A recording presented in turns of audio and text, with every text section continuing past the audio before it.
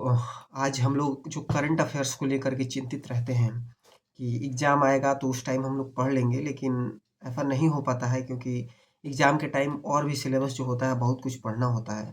तो हम लोगों ने डिसाइड किया है कि भाई टीचर तो पढ़ा देते हैं लेकिन उसको याद कैसे रखें? अगर मान लीजिए हम लोग पढ़ भी लेते हैं थोड़ा-थोड़ा करके, लेकिन वो रिवीजन याद नहीं रह पाता है और अब एग्ज़ाम आने वाला है आपको लगातार आरपीएफ का, आईएलपी का, टेक्नीशियन मतलब रेलवे का तो पूरा भरमारी लगा हुआ है। उसके बाद से एसएससी जीडी का आ गया है, सीजीएल का आ गया है। उसके बाद एसएससी का भी एग्ज़ाम है, बीपीएससी का एग्ज़ाम सर पे है। तो तमाम तरह का चीज़ें हैं, तो हम लोग बिहार स्पेशल को ध्यान में रखते हुए बिहार का मतलब करंट अफ़ेयर्स तो करेंगे ही, साथ ही साथ उसके साथ-साथ जो पूरा भारत का करंट अफ़ेयर्स है, उसको भी हम लोग साथ ही साथ करेंगे। तो 9 बजे से हम लोग लाइव चलाएँगे, लेकिन आज लाइव नहीं चला रहे हैं, इसके पीछे कुछ रीज़न है और आपको बता दे रहे हैं कि आज का ये जो सेशन हमारा होने वाला है, ये इंट्रोडक्शन होने वाला है कि हम लोग अगले 7 दिनों में कैसे, या अगला जो हमारा टारगेट रहेगा, हम लोग ऐसा एक प्लान करेंगे कि 60 दिन का टारगेट लेंगे, उस 7 दिन में उस चीज़ को अचीव करेंगे। उसके बाद से फिर नेक्स्ट टारगेट लेंगे। तो आज से 7 दिन यानी कि आज सैटरडे है और अगले सैटरडे तक बिना किसी ब्रेक का, no Sunday, no Monday, no Tuesday, Wednesday, कोई संडे मंडे नहीं, डेली हम लोगों का रात 9 बजे ये सेशन आएगा और आप देखिएगा कुछ दिन रिकॉर्डेड के फॉर्म में आएगा।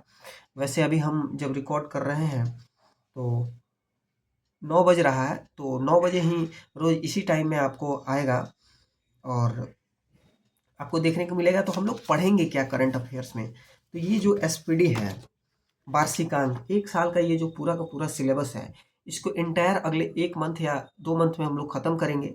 7 दिन का टारगेट लेके देखेंगे कि कैसे हम लोग मतलब इसमें कितना कर पा रहे हैं और कितना नया चीज़ों को जोड़ना है और कैसे करेंगे। तो इन सभी चीज़ों के बारे में आपको पता चलेगा आने वाले सेशन में, लेकिन उसका एक ब्रीफ दे रहे हैं, इंट्रोडक्शन दे रहे हैं कि इसमें तमाम सारी चीज़ें हैं, ऐसी चीज़ें जो मतलब डाटाबेस है, जिसको मतलब दिन में एक बार ना पढ़ा जाए तो 2-3 दिन, 4 दिन, 1 सप्ताह बाद भूल ही जाता है आदमी। तो वो सब चीज़ों को मेन रूप से रखेंगे और 10 साल का, जो 10 साल का रेलवे का और बीपीएससी का जो करंट अफेयर्स पूछने का एक तरीका है, क्वेश्चन बैंक है, उसको एनालाइज़ करके, उस डाटा को एनालिसिस करके, उसके बाद से उसी अनुसार हम लोग यहाँ पे करंट अफेयर्स को पढ़ने वाले हैं। उसके साथ-साथ स्टैटिक्स पार्ट होता है, जो मतलब एक्स्ट्रा नंबर आपको दिलाता है, वो चीज़ों को भी हम लोग कवर करेंगे। और ये कोई क्लास, आपको क्लास करने के लिए जैसे मास्टर लोग आते हैं, क्लास करवाते हैं, वैसा क्लास नहीं होने वाला है क्योंकि हम तो मास्टर हैं नहीं और आपको वैसा क्लास करवाएँगे भी नहीं। तो ये क्लास कैसा रहेगा? ये क्लास बिल्कुल रिवीजन टाइप पर होता है। जैसे हम लोग बात करेंगे आपस में, आपको भी समय देंगे हम बताने के लिए, 5 सेकंड 10 सेकंड का, और हम लोग फेस टू फेस बात करेंगे। अपने आप में समझेंगे कि कैसे ये सब कुछ हो रहा है। तो जैसे डिस्कशन होता है वैसे ही हम लोग डिस्कशन करेंगे कि भाई ये बताओ कि जो राष्ट्रपति है वो कितने नंबर की द्रौपदी मुर्मू है? आखिर वो है तो कहाँ की है? ऐसा क्वेश्चन जो मतलब डिस्कशन करने से ही होगा। तो आपको तैयारी तो 5-6 घंटा ही करना है, लेकिन माहौल में जीना है। तो ये वीडियो जो 9 बजे रात को आएगा, इसको तो आप चलते-चलते देख लीजिएगा। सोने से पहले एक ये एंटीबायोटिक, जिसको तबीयत खराब रहता है तो सोने से पहले डॉक्टर बोलता है कि दवा खा के सोना है। ये वही दवा का काम करेगा कि आपकी जो पूरा तैयारी को बेहतर बनाएगा। मतलब क्या कि आपका स्वास्थ्य ठीक रहे। आप अब अगर एडवर्स कंडीशन में एग्ज़ाम सर पे है, टेंशन हो गया है और करंट अफ़ेयर्स को लेकर के टेंशन हुआ है, तो ये सभी चीज़ों को डिस्कस करेंगे ताकि मतलब टेंशन ना रहे। तो हम लोग 10 साल का एनालिसिस करेंगे। 10 साल का जो पेपर पूछने का, क्वेश्चन पूछने का जो तरीका है, उसी क्वेश्चन पूछने के तरीका को अपनाएँगे। उसी दरमियान में आज हम लोग ट्रायल भी करेंगे। आज का ये सेशन थोड़ा कम देर का रहेगा, लेकिन कोशिश करेंगे कि एक ब्रीफ दे आपको। जैसे कि 5 क्वेश्चन तो ऐसा लेंगे जो मतलब पुराना है, उससे क्वेश्चन पूछ सकता है, बार-बार पूछा है। वो उस क्वेश्चन से रिलेटेड स्टैटिक्स पार्ट होगा जो भूल गए हैं, आपकी ज़ुबान पे होना चाहिए। लेकिन गर्दन तक याद रहता है, लेकिन वो ज़ुबान पे नहीं आ पाता है। तो जो आप पढ़े हैं वो तो पढ़े ही हैं, आपको वो क्लास तो करना ही पड़ेगा। लेकिन ये जो क्लास है, आपकी बात को जो आपने पढ़ा है, वो आपकी ज़ुबान पे हो। जैसे ही क्वेश्चन देखे फटाक से उसको मारें। इसलिए ये सेशन बनाया गया है और इसमें हम लोग वही चीज़ चर्चा करेंगे और हम लोग आपस में बातचीत करेंगे तो आज का जो एक हम ट्रायल वर्जन में देख सकते हैं कि आज हम लोग किस तरह से पढ़ेंगे। रोज़-रोज़ ये बातें आपको नहीं बताएँगे, लेकिन बस आज बता रहे हैं ये चीज़ें। तो आइए आज का हम लोग स्टार्ट करते हैं, और काफ़ी समय तो इसी में चला गया है। तो अब हम लोग स्टार्ट करते हैं। तो सबसे पहले पूछ ही लेते हैं कि भारत की राष्ट्रपति तो सबको पता है कि द्रौपदी मुर्मू है, लेकिन कितने नंबर की हैं ये हम लोगों को याद रहता है, लेकिन थोड़ा-थोड़ा मिस्टेक्स हो जाता है कि 15 नंबर की हैं कि 14 नंबर की हैं। तो ये 15 नंबर की हैं, और किस अनुच्छेद में, मतलब राष्ट्रपति जो बनता है लोग, वो किस अनुच्छेद में उसका ज़िक्र है, तो वो है 52 नंबर आर्टिकल, अनुच्छेद 52 नंबर में 52 आर्टिकल में है उसका मतलब चर्चा। और राष्ट्रपति को शपथ कौन दिलाता है? तो शपथ दिलाते हैं सीजेआई, यानी कि चीफ जस्टिस ऑफ इंडिया। सर्वोच्च न्यायालय के जो मुख्य न्यायाधीश होते हैं, वो राष्ट्रपति को क्या करते हैं? शपथ दिलाने का काम करते हैं। तो ये हम लोग राष्ट्रपति के बारे में जाने। उसके बाद से सीजेआई, यानी कि चीफ जस्टिस ऑफ इंडिया, सर्वोच्च न्यायालय के मुख्य न्यायाधीश अभी बदल गए हैं। वो आज ही का खबर है ये।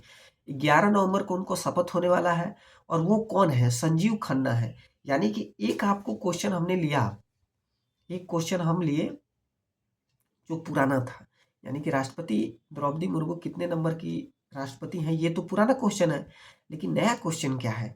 वो है कि मुख्य न्यायाधीश किसको चुना गया है, जिसका शपथ 11 नवंबर को होना है। तो आप बताइए, आपको समय दे रहे हैं फिर से एक बार, चूंकि ये नया है इसलिए आपको बता रहे हैं।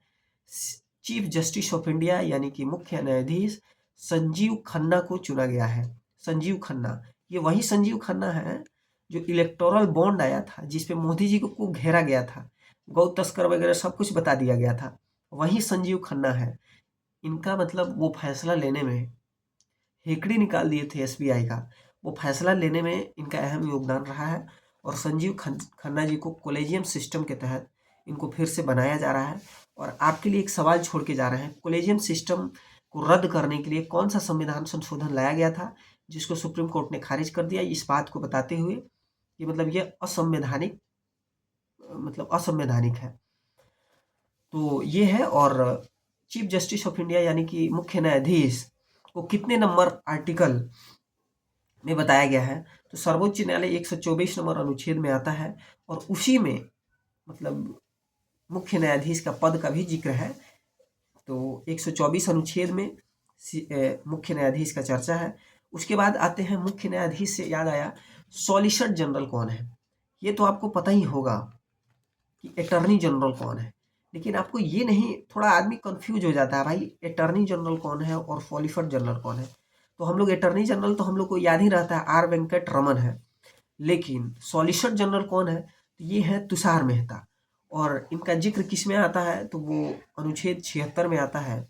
और उसके बाद से ऐसा ही एक नया क्वेश्चन आज का लेते हैं। एक तो पुराना क्वेश्चन हो गया, दूसरा नया क्वेश्चन लेते हैं कि तेजस लड़ाकू विमान उड़ाने वाली पहली भारतीय महिला कौन बनी है? तो ये स्टैटिक्स का एक क्वेश्चन हो गया। तो बताइएगा आप, तेजस लड़ाकू विमान उड़ाने वाली पहली महिला पायलट कौन है? सारा लड़का तो लड़की पटाने में है, सारा लड़का तो लड़की पटाने में है भाई। लड़की सभी कमाल कर रही है, तो नहीं पढ़ोगे तो यही सब होगा। और एग्जाम के टाइम में रील्स देखना और ये सब करना मतलब अपने आप में एक अपराध का काम है। तो बताइए आप, कौन ऐसी महिला है जो पहली बार तेजस लड़ाकू विमान को उड़ाई थी? वो कौन है आप बताइएगा। तो मोहना सिंह है। कौन है? मोहना सिंह। नाम भी तो लड़का की तरह है, मोहन लड़का का नाम होता है, वैसे ही मोहना सिंह है। उसके बाद से थोड़ा पुराना क्वेश्चन हो गया है, लेकिन 2024 के लिहाज से और ये सब जो एग्जाम आपके सर पे आने वाला है, तो भारत रत्न बहुत पूछता है। मतलब एनालिसिस कीजिएगा तो भारत रत्न के बारे में पूछता ही पूछता है। और चूंकि इस वर्ष 5 लोगों को भारत रत्न दिया गया है, तो जरूर पूछेगा। और बिहार स्पेशल में बिहार के कर्पूरी ठाकुर को दिया गया है, तो इसलिए भी कर्पूरी ठाकुर और बिहार स्पेशल महत्वपूर्ण हो जाता है। तो आइए हम लोग जानते हैं 5 लोगों को भारत रत्न किनको किनको दिया गया है। तो सबसे पहले तो आपको बताएं कि बिहार के रहने वाले कर्पूरी ठाकुर को दिया गया है। उसके बाद लाल कृष्ण आडवाणी जी को दिया गया है, जो 2009 में प्रधानमंत्री के उम्मीदवार थे, उनको भी दिया गया है। उसके बाद एम एस स्वामीनाथन को दिया गया है, जिनका हरित क्रांति में इतना बड़ा योगदान था। और चौथा नंबर कौन है, तो पीवी नरसिम्हा राव है। ये भी मतलब प्रधानमंत्री रहे हैं। पीवी नरसिम्हा राव 9वें नंबर के प्रधानमंत्री रहे हैं। इन सब के बारे में एक-एक करके हम लोग चर्चा करेंगे कि पीवी नरसिम्हा राव का महत्वपूर्ण क्या है। लेकिन सबसे पहले 5 गो हम लोग जान लेते हैं कि किनको-किनको भारत रत्न मिला है। उसके बाद आते हैं चौधरी चरण सिंह को 5वां मिला है। चौधरी चरण सिंह भी प्रधानमंत्री रहे हैं और 5वें नंबर के प्रधानमंत्री रहे हैं और ये उत्तर प्रदेश से आने वाले हैं। तो हम लोग 5 लोगों को क्या भारत रत्न मिला है। कौन-कौन है? आप हमारे साथ-साथ बताइएगा। तो पहला है कर्पूरी ठाकुर, दूसरा है लाल कृष्ण आडवाणी और तीसरा है पीवी नरसिम्हा राव, चौथा है एम.एस. स्वामीनाथन और 5वां है चौधरी चरण सिंह। तो सबसे पहले तो कर्पूरी ठाकुर के बारे में हम लोग जानते हैं। ये बिहार से हैं और बिहार में ये सीएम भी रहे हैं। और बिहार में इनका नाम इसलिए भी जाना जाता है क्योंकि ये ओबीसी को दिए थे क्या, आरक्षण दिए थे सरकारी नौकरी में कि कैसे, तो इनका बड़ा एक नाम है और इनको जननायक कर्पूरी ठाकुर भी कहा जाता है। लोकप्रियता के कारण इनको जननायक भी कहा जाता है। और सबसे महत्वपूर्ण बात ये है कि ये बिहार में जो दूसरे नंबर का द्वितीय राजकीय भाषा है क्या, वो है उर्दू। तो उसको उर्दू को द्वितीय राजकीय भाषा बनाने में कर्पूरी ठाकुर ही बनाए थे। ये सब बिहार स्पेशल को ध्यान में रखते हुए आपको याद रखना है। दूसरी बात आपको याद रखना है, चौधरी चरण सिंह उत्तर प्रदेश के थे और ये वहाँ के सीएम भी रहे हैं, उसके बाद प्रधानमंत्री भी रहे हैं। उसके बाद पीवी नरसिम्हा राव भी प्रधानमंत्री रहे हैं और एम.एस. स्वामीनाथन कृषि के क्षेत्र में हरित क्रांति के जनक माना जाता है भारत के लिए। और आप एक सवाल का जवाब बताइएगा कि पूरे मतलब क्रांति के जनक विश्व लेवल पर किसको माना जाता है, तो ये आप बताइएगा। और लाल कृष्ण आडवाणी के बारे में आप जानते ही हैं, अभी भी वो जीवित हैं और प्रधानमंत्री के उम्मीदवार रहे हैं। वो रक्षा मंत्री रहे हैं भारत के। उसके बाद से वो उप प्रधानमंत्री अटल बिहारी वाजपेयी के समय में रहे हैं। उसके बाद गृह मंत्री रहे हैं। उसके बाद सबसे बड़ा बात है अटल बिहारी वाजपेयी के बारे में, वो क्या है, तो वो रथ यात्रा, राम मंदिर जो बना है, मोदी जी पूरा भजा भजा रहे हैं उसको वोट के लिए। तो ये सब मतलब लाल कृष्ण आडवाणी जी उस रथ यात्रा को लेकर के निकले थे और इसी बिहार में के समस्तीपुर में उनका रथ यात्रा लालू यादव रोक दिए थे और उनको डिटेन किए थे और जेल भेजे थे। तमाम तरह की कहानियाँ हुई थी, इसको आप लोग जानते होंगे। खैर वो सब हमारा विषय नहीं है। तो इसी तरह हम लोग पढ़ेंगे। तो आज के लिए बस इतना ही। और देखिए, आप जाएँ उससे पहले आपको एक चीज़ बता रहे हैं कि आप लगातार आप हमारे साथ बने रहिए या ना बने रहिए, आप जहाँ पढ़ते हैं वहाँ पढ़ते रहिए। आज तक तो पढ़ते ही आए हैं, तो ये कोई पढ़ाई का क्लास नहीं चलेगा। ये है कि आपको रिवीजन करवा देगा। जो चीज़ आप पढ़े हैं वो भूल नहीं पाइएगा। इस चीज़ के लिए ये सेशन स्टार्ट किया गया है। आपका रिवीजन होता रहेगा। आपका जो गला तक है बात, वो मुँह पे रहेगा। फटाक से क्वेश्चन पूछने से पहले आप जवाब दें। इसलिए ये सेशन का मतलब प्रारंभ किया गया है। और थोड़ा-थोड़ा करके हम लोग रिवीजन करते रहेंगे। इकट्ठा नहीं करेंगे, तो थोड़ा-थोड़ा रोज़-रोज़, ये सेशन का नाम है कि थोड़ा-थोड़ा रोज़-रोज़ करंट अफ़ेयर्स पढ़ेंगे और इसको लगातार हम लोग करेंगे। अगले 7 दिनों तक आप हमारे साथ जुड़िए। उसके बाद देखिए कि क्या-क्या इसमें हो रहा है, इससे आपको क्या लाभ है। उसके बाद अगर अच्छा लगे तो जुड़िए, अदरवाइज़ जहाँ आप तैयारी कर रहे हैं पहले से वहीं करिए, क्योंकि आज तक तो कुछ हुआ नहीं। तो आगे अगर चाहते हैं कि आपके जीवन में बदलाव आए, अरे एक बार अगर आपका पढ़ाई में मोटिवेशन नहीं बनता है तो उन लोगों का जो माता-पिता भेजा है, उसका चेहरा देखिए, फिर आपका अपने आप पढ़ने में मन लगेगा। भाई हम आपको पहले ही बता रहे हैं कि हम कोई मास्टर नहीं हैं। हम लोग ऐसे परिवार से हैं कि सरकारी नौकरी लेने के अलावा हमारे पास कोई विकल्प नहीं है। तो इन्हीं सभी चीज़ों के साथ आप रोज़ मोटिवेशन के साथ